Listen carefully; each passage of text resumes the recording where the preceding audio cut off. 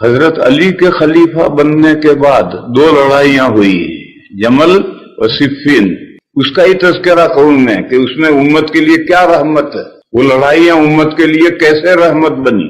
جنگ جمل شریروں نے بھڑکائی تھی، ورنہ دن میں حضرت علی، حضرت زبیر، حضرت طلحہ نے میدان میں بیٹھ کر آپس میں باتیں کر لی تھی، مگر شریروں کو یہ صلح پسند نہیں تھی تو رات میں حملہ۔ خیر، جو اللہ نے مقدر کیا تھا، جنگ ہوئی۔ حضرت عائشہ کا لشکر ہار گیا، حضرت علی کا لشکر جیت گیا۔ حضرت علی کے بعد بہت لشکر تھا، حضرت عائشہ کے بعد تھوڑا سا لشکر تھا۔ قیدی پکڑے گئے، مال غنیمت ہاتھ آیا۔ حضرت علی کی فوج نے کہا مال غنیمت تقسیم کرو فوجیوں میں۔ حضور کے زمانے سے یہی ہوتا چلا رہا کہ جو مال غنیمت ہے یہ تقسیم کرو۔ حضرت علی نے تقریر فرمائی فوج میں اور فرمایا کہ دیکھو، اگر مال غنیمت تقسیم ہوگا تو جو قیدی ہیں وہ غلام باندی بنائے جائیں گے، اور حضرت عائشہ بھی قیدیوں میں سے تھی۔ حضرت نے فرمایا میں اس منحوس کا منہ دیکھنا چاہتا ہوں جو اپنی ماں عائشہ کو اپنی باندی بنائے گا، کون ہے ذرا منہ دکھائے مجھے۔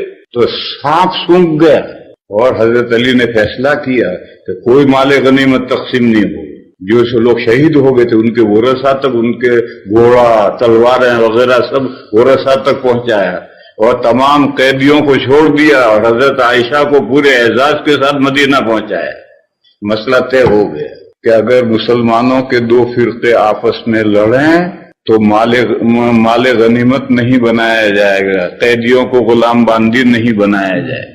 یہ حضرت علی کے زمانے میں لڑائی ہوئی تو یہ فیصلہ ہو، اور اگر صحابہ کے زمانے میں ایسی لڑائی مسلمانوں میں نہ ہوتی تو یہ کون مسئلہ طے کرتا ہے۔ میں مثال دے رہا ہوں کہ صحابہ کے اختلاف امت کے لیے رحمت ہے۔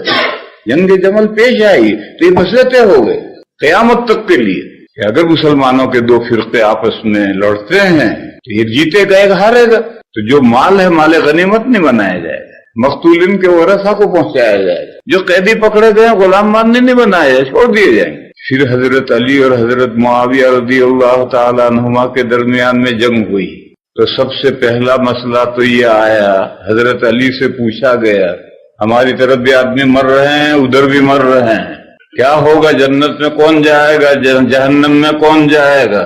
تو حضرت نے فرمایا قتلانا و قتلاہم فی الجنہ، ہماری طرف جو مر رہے یہ بھی جنت میں جائیں گے، ادھر جو مر رہے وہ بھی جنت میں جائیں گے۔ یہ حضرت علی نے فرماتے یہ مسئلہ کون طے کر دیتا ہے؟ اور آج بھی مسئلہ یہی ہے کہ اجتہادی اختلاف سے اگر مسلمانوں میں جھگڑا اور کوئی مرے جنت میں جائے گا۔ ایک تو ہے دنیاوی مفاد سے 2 مسلمانوں کا جھگڑنا، باہمی عداوت سے 2 مسلمانوں کا جھگڑنا، اس کے لیے تو الگ حدیث ہے اذا التقى المسلمان بسيفيهما فالقاتل والمقتول كلاهما في النار۔ لیکن کسی مسئلے میں اجتہادی اختلاف ہے، میں کہتا ہوں میں حق پر ہوں، یہ کہتے ہیں یہ میں حق پر ہوں، اور مسئلہ ہے اجتہادی، پھر خدا نہ خواستہ لڑائی ہوتی ہے تو کوئی مرتا ہے تو دونوں فریق جنت میں جائیں گے۔ میں مثال دوں، آپ کے دارالعلوم دیوبند میں 30 سال پہلے جھگڑا ہوا تھا 2 فریقوں میں، ایک حکیم الاسلام کا فریق تھا، ایک ہمارا فریق تھا، بڑا جھگڑا لمبا چوڑا ہوا، لیکن اختلاف اپنی جگہ تھا، ہمارے آپس کے تعلقات میں کوئی فرق نہیں آیا۔ آج بھی میرے دل میں حکیم الاسلام کی وہ عزت ہے جو پہلے تھی، جبکہ وہ ان کا فریق الگ تھا، میرا فریق الگ تھا، لیکن ہمارے تعلقات اسی طرح سے ہیں۔ اور 30 سال سے برابر ان کے یہاں کوئی بات ہوتی ہے، ہم جاتے ہیں، ان کا ہمارے یہاں کوئی بات ہوتی ہے، تعزیت کے لیے وہ آتے ہیں، اور جھگڑا ہے۔ اب ہم یہ سمجھتے تھے کہ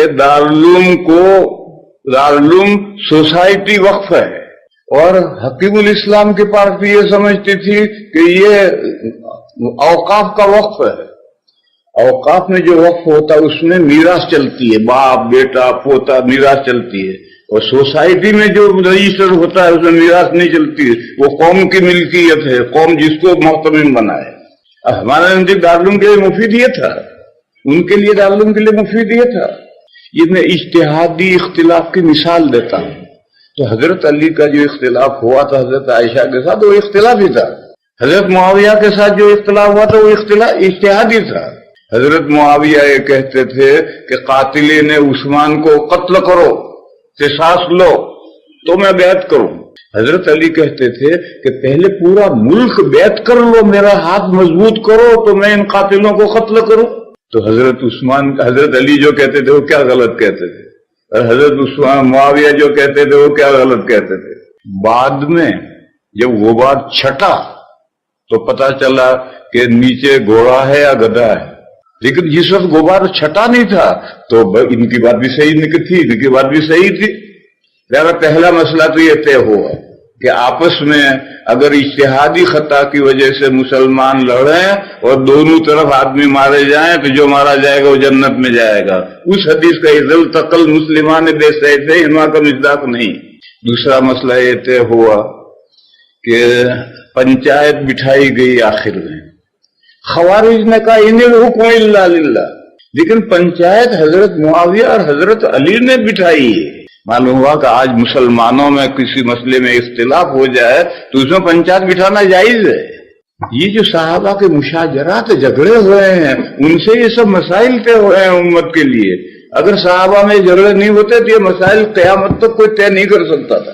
یہ میں مثالیں دے رہا ہوں کہ صحابہ کا اختلاف، معاملات میں جو اختلاف ہوا وہ بھی امت کے لیے رحمت ہے۔ مسائل کا اختلاف تو رحمت ہے ہی، معاملات کا اختلاف بھی رحمت ہے۔ بزرگوں اور بھائیوں، آیت کریمہ حضرت فاروق نے فرمایا کہ صحابہ کے علاوہ امت میں سے جو صحابہ کے عقائد اور اعمال پر ہوں گے وہی آیت کا مصداق ہے۔ تو صحابہ عقائد تو ہم جانتے ہیں، آج اہل السنہ والجماعہ کے جو عقائد ہیں وہی صحابہ کے عقائد ہیں۔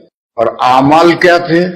جو صحابہ کے اعمال تھے وہی اعمال ہم کریں گے تو آیت کا مصداق بنیں گے۔